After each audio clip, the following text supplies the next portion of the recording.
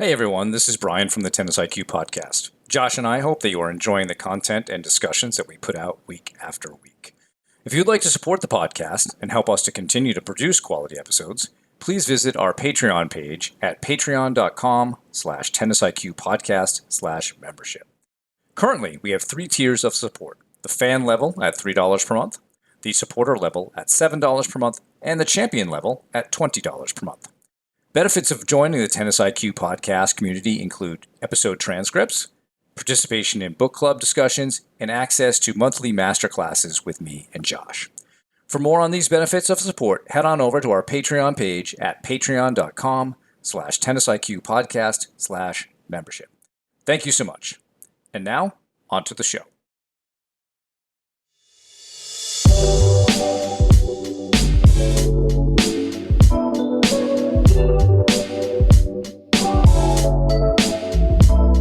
Hello and welcome to the Tennis IQ podcast. I'm Josh Berger. And I'm Brian Lomax. And today our topic is going to be comparing and contrasting a couple of different aspects of being a great competitor. The two things we want to talk about today are the desire to win, or wanting to win, and the connection to playing to win. And we're going to look at each of these separately, but then also connect them in the end.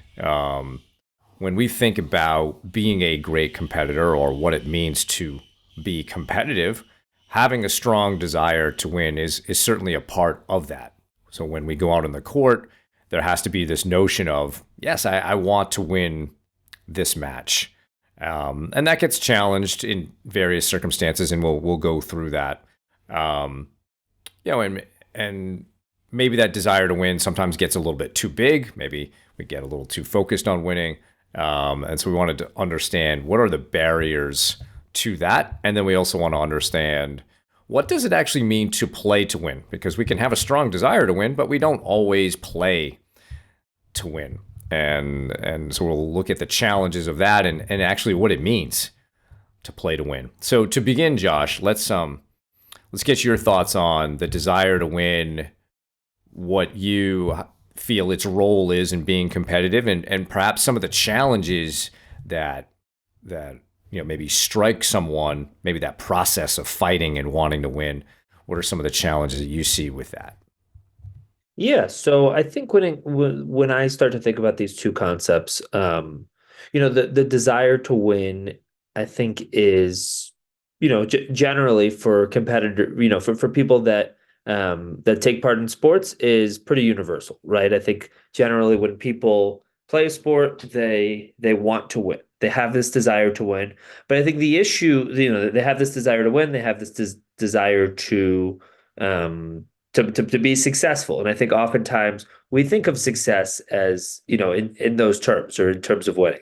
But I think the issue with that is that sometimes that gets prioritized at the expense of other things. And I think, when we think about, playing to win, that is a lot more process-based. Playing to win is a lot more, okay, am I doing the right things? Do I have the right steps and the right process in place to play to win, to give myself the best chance to actually win, right? So to me, it's, we're comparing that, okay, me being competitive with me being a great competitor. Where playing to win is I'm doing all the things needed to be the best competitor and to actually give myself the best possible chance, right? In terms of my attitude, in terms of my effort, in terms of my preparation, in terms of a lot of these different factors and a lot of these different controllable factors, I would say, compared to just having that strong desire to win or wanting to win to be better than the person on the other side of the net, right? So to me, it's that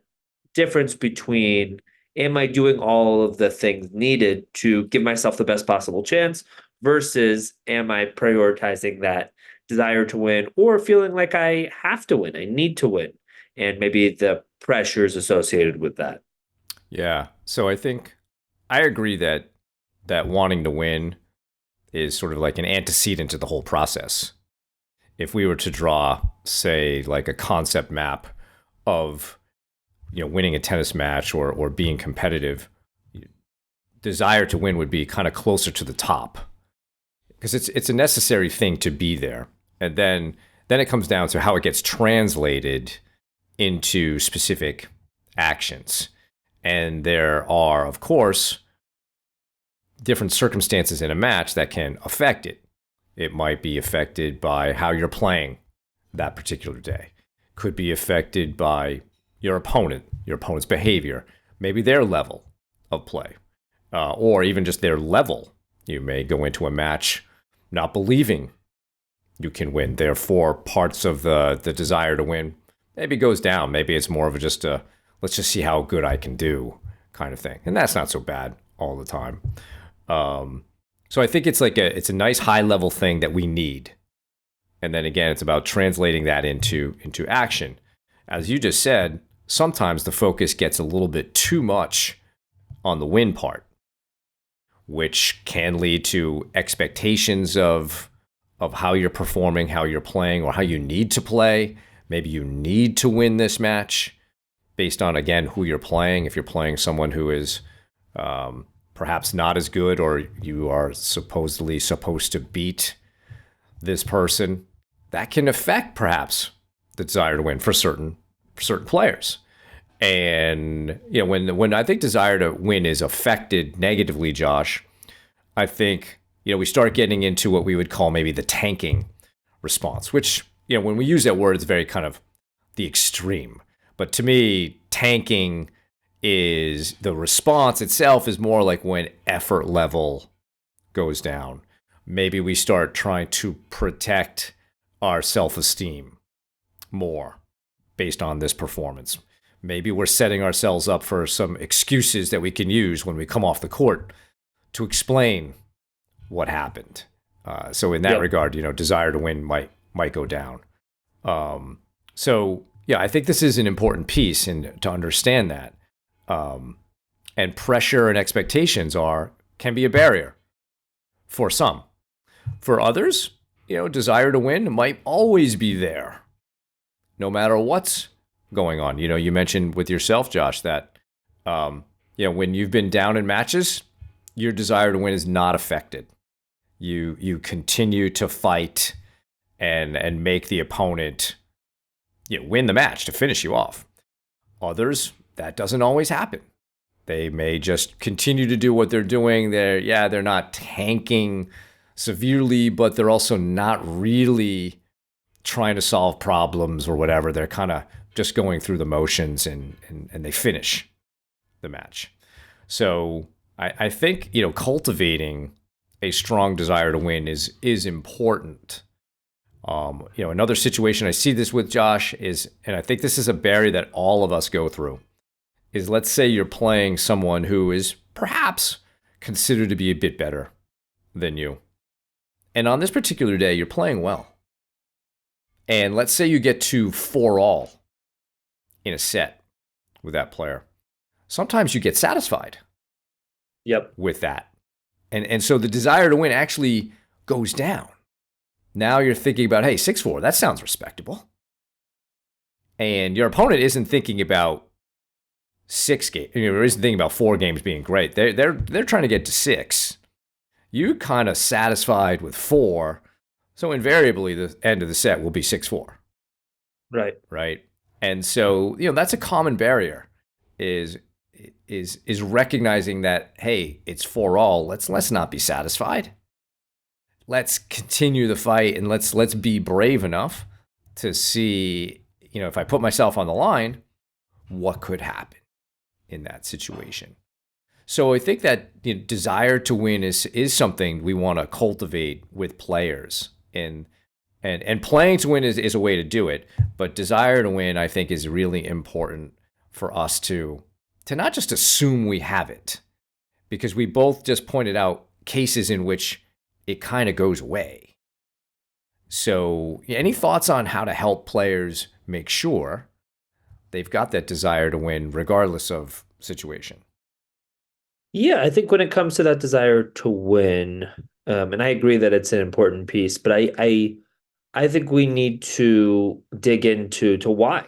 Why is winning important to you, right? I think oftentimes people haven't necessarily thought that through fully. It's almost just our default states. Well, I'm playing tennis, so I'm trying to win as hard as I can. Okay, great, but why? Why is that important to you? Why is it, why is that something that's on your mind as you're playing, right? Why is that the goal ultimately?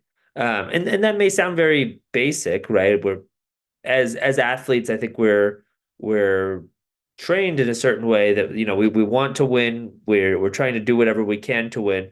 But I think for each person, their reasons may be slightly different in terms of why winning is important to them.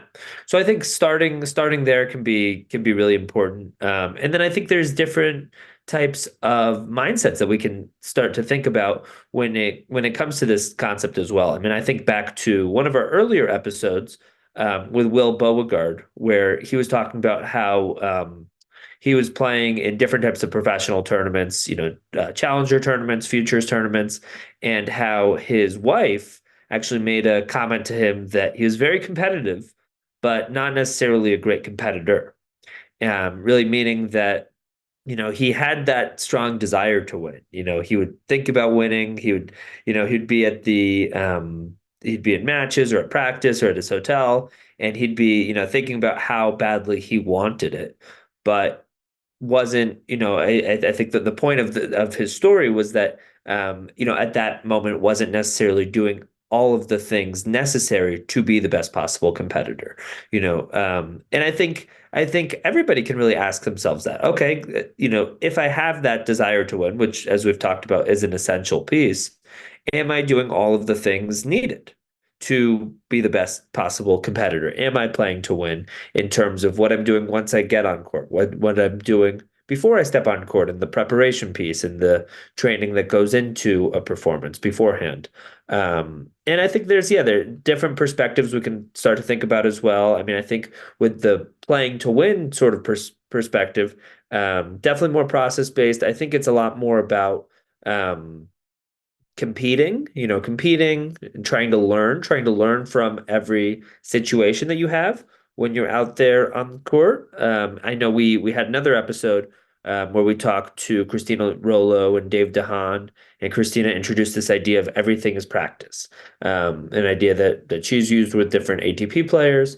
And I think it really is the type of perspective that we can all apply, right? I mean, we yes, we want to win, and we want to be doing everything that we can when we're on the court to help set us up for that. But we also want to take a long-term approach and understand that when we're out there on court, what we do, what we're doing in a particular match is ultimately practice. It's ultimately practice because there will be more matches and there will be other situations like this in the future, right? I mean, I think of actually a recent conversation I had with a player about their practice time, and maybe challenging situations that would happen during practice, with other players and things like that, and really trying to get across this idea that everything is practice, right? You will experience other challenging situations like this, other challenging people in the future.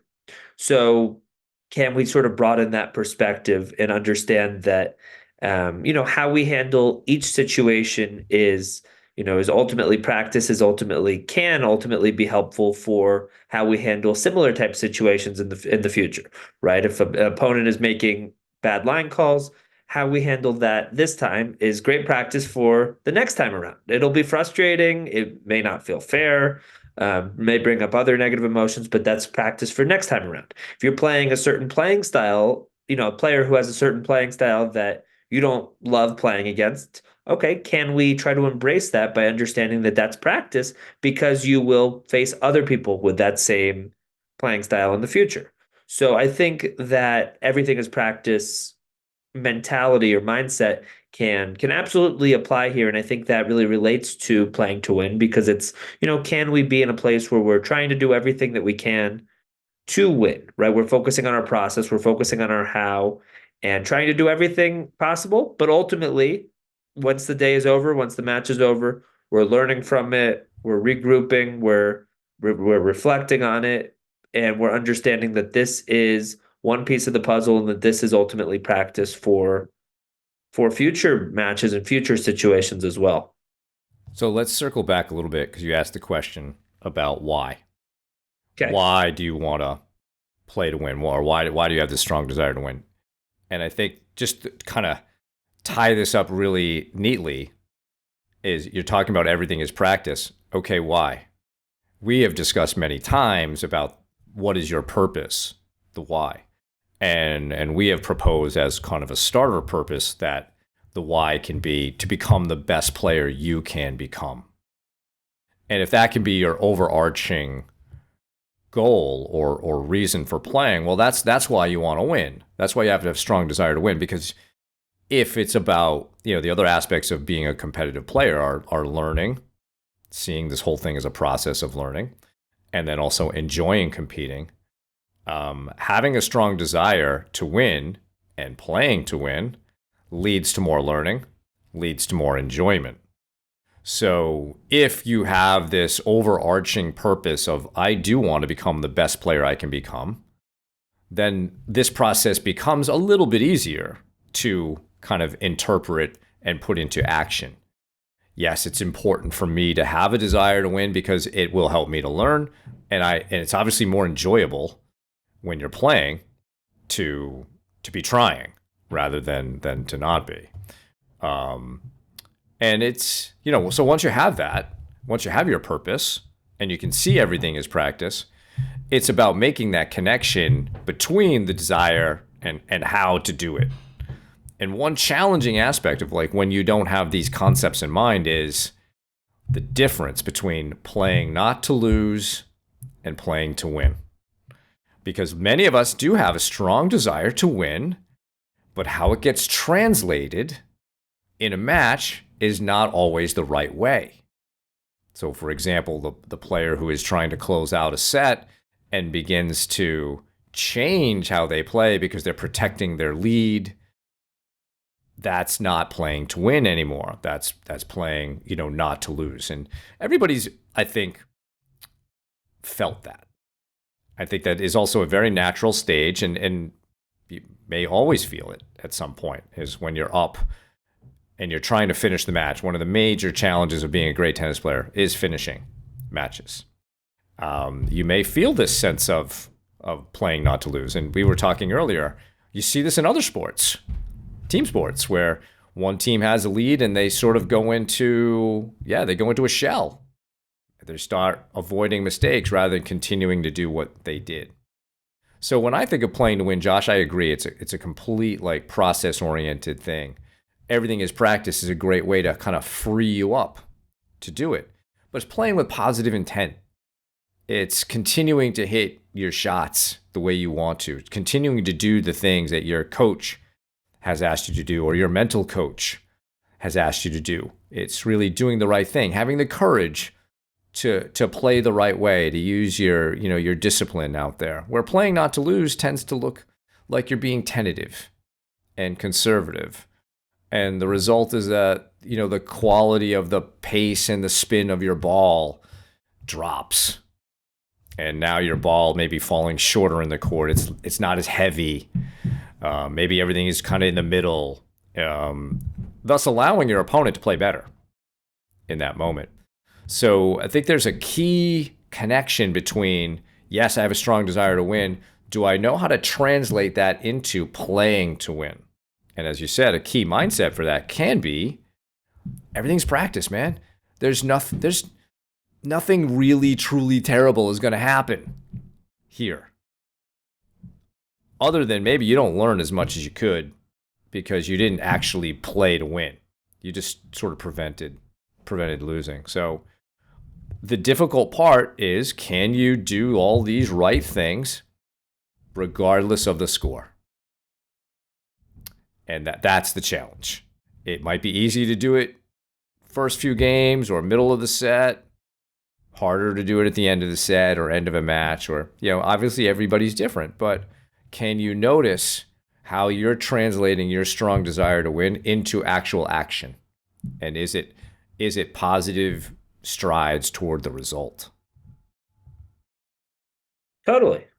No, I think, and I think you're bringing up a good point here in terms of some of the key differences between playing to win and playing not to lose. And yeah, I think this is something we see quite a bit at all levels, including at the professional level, in terms of trying to close out a match. And we see this, I mean, we can think about the Australian Open as examples, where on the men's side, there were a number of matches of top players who went down 2 sets. I think, I think all four of the top four seeds at one point went down 2 sets, including Jannik Sinner in the finals.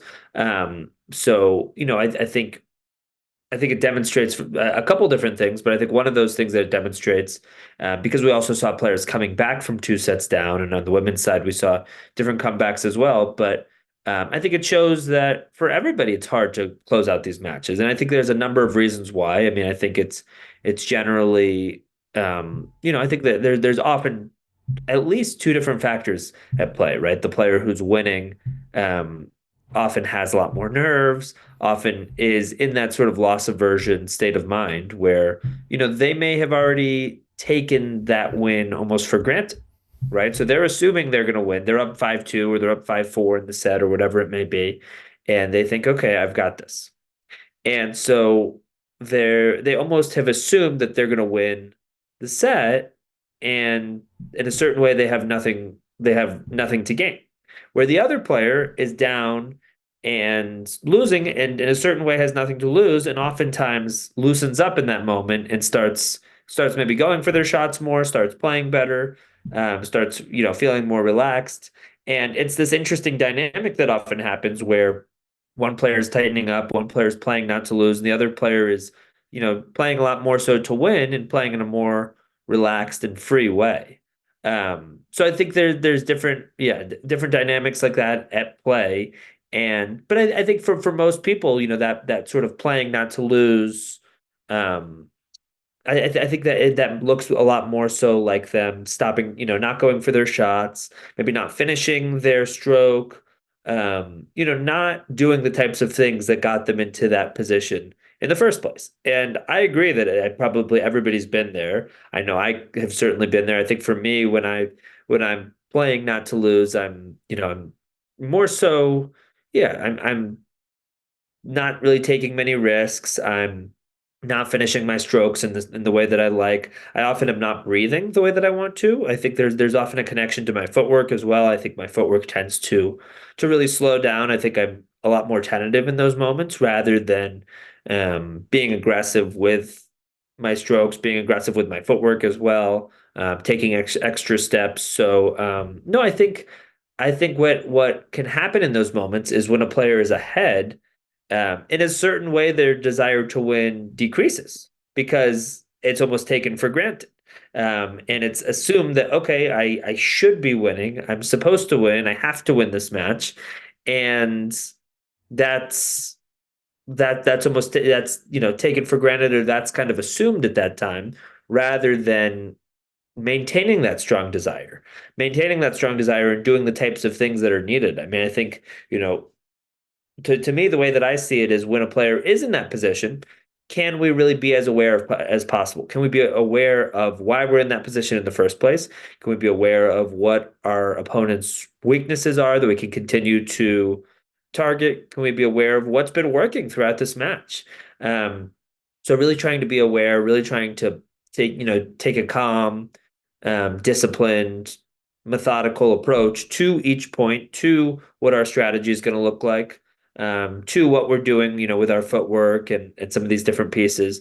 And I think, if we can really go about things in more of a process oriented way in that moment and think about really what we want to do while serving out a match at 5-4, for example, then it's a lot easier to, we give ourselves a much better chance to actually do it. Yeah. And I think in this situation, if we even made it more elemental, it's really about the difference between fear,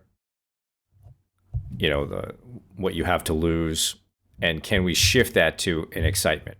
So fear of losing versus excitement about creating a potentially positive result. Staying optimistic with that.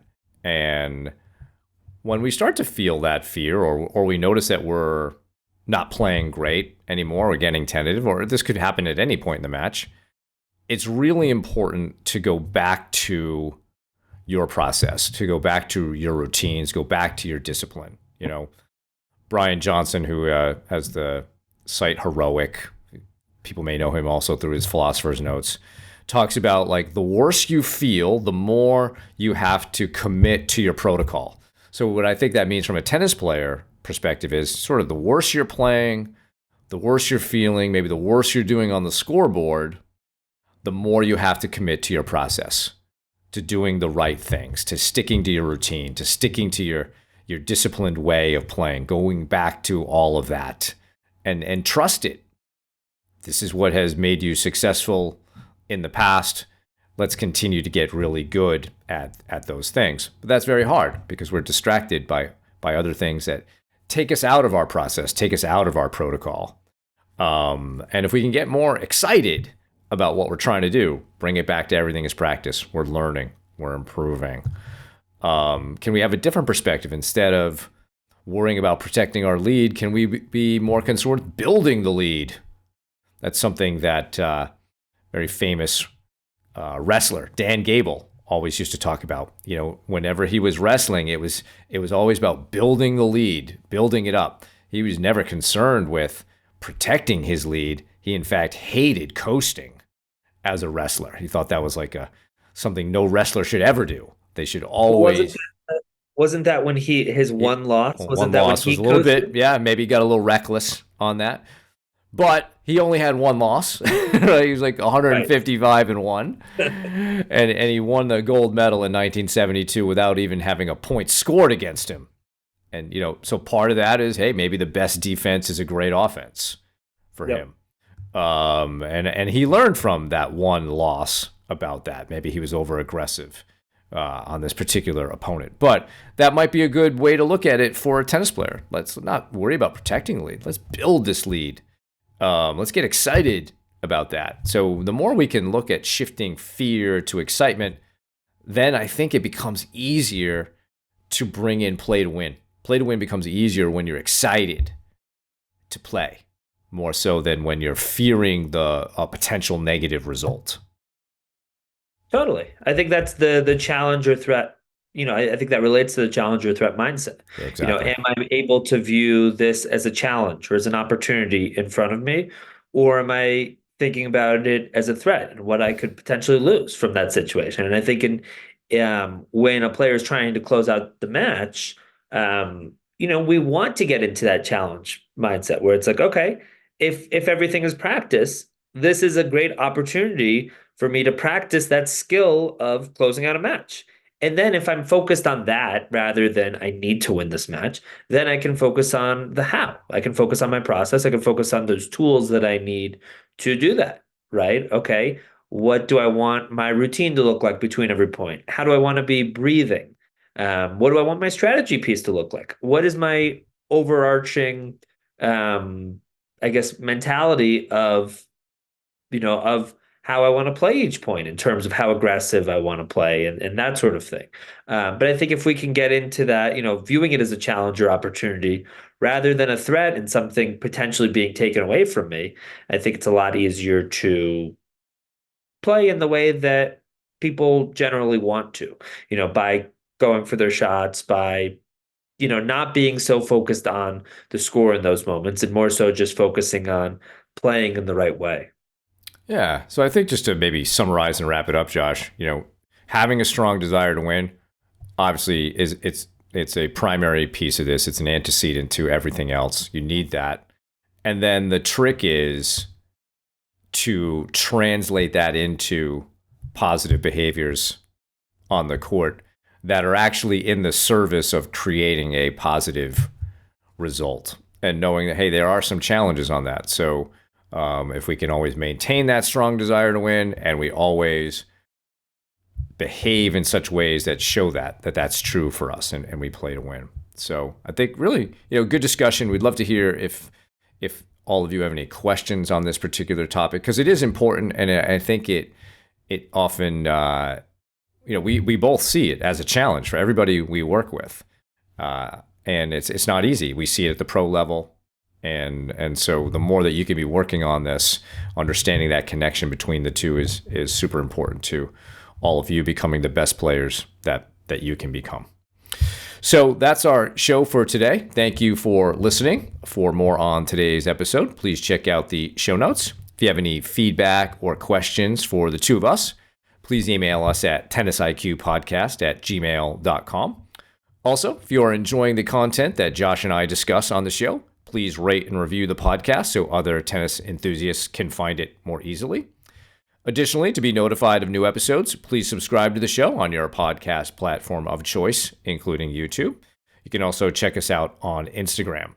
If you would like to support the podcast, please visit our Patreon page at patreon.com/tennisiqpodcast/membership, where you can learn about the benefits of being part of the Tennis IQ podcast community. Thanks again, and we'll talk to you soon in our next episode.